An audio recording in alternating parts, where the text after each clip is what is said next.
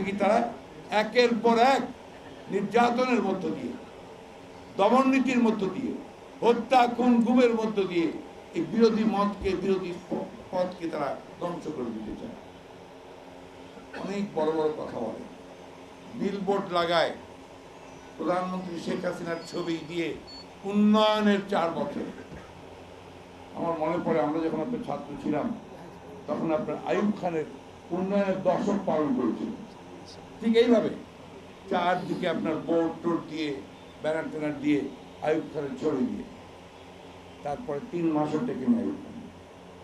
আজকে যে 4 বছর পূরণ করে যে বিলবোর্ড আর আপনার চতুর্দিকে যে ব্যানার, উপরওয়ালা জানে যে 3 মাস যাবে না 1 মাস যাবে।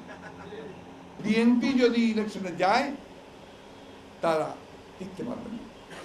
সুতরাং বিএনপিকে উৎখাত করতে হবে। আর এই বিএনপিকে উৎখাত বা বাংলাদেশের স্বাধীনতা সার্বভৌমত্বের যে রাজনীতি, গণতন্ত্রের যে রাজনীতি, এর প্রতীক হচ্ছে বেগম জিয়া। তো বেগম জিয়াকে যদি আপনার সরানো যায় রাজনীতি থেকে, তাহলে তাদের কোনো সুবিধা হয়। এই জন্য তারা একটা মিথ্যা মামলা কারা করছে, একটা না 24টা, তার মধ্যে 2টা মামলা ট্রায়ালে গেছে। কি আছে এই মামলায়? এই মামলাতে মিথ্যা ছাড়া আর কিছু নাই। 31 জন সাক্ষী দিয়েছে, 31 জনের মধ্যে একজনও প্রমাণ করতে পারে নাই যে বেগম জিয়ার এই মামলার সঙ্গে কোনো সম্পৃক্ততা আছে। কোনো সম্পৃক্ততাই নাই। যে নথির উপর ভিত্তি করে তার মামলা চালাচ্ছে সে নথিটি জাল। এগুলো আপনার আদালতে আলোচনা হয়েছে, আমাদের লয়াররা সেগুলো তুলে ধরেছেন, সেগুলো সাক্ষীরা জেরা করে সেটা বের হয়ে এসছে। দেশনেত্রী বেগম খালেদা জিয়ার কোথাও কোনো স্বাক্ষর নেই, কোনো নথির মধ্যে বেগম জিয়া অনুমতি দিয়েছেন অ্যাকাউন্ট করার সেটাও নাই। তাহলে আকাশ থেকে জুড়ে এসে আপনি সেগুলো লিখলেন, কোনো দিকে কেউ বললো না, একজনও বলে নাই যে বেগম জিয়া এটা সঙ্গে জড়িত আছে। কেন করছেন?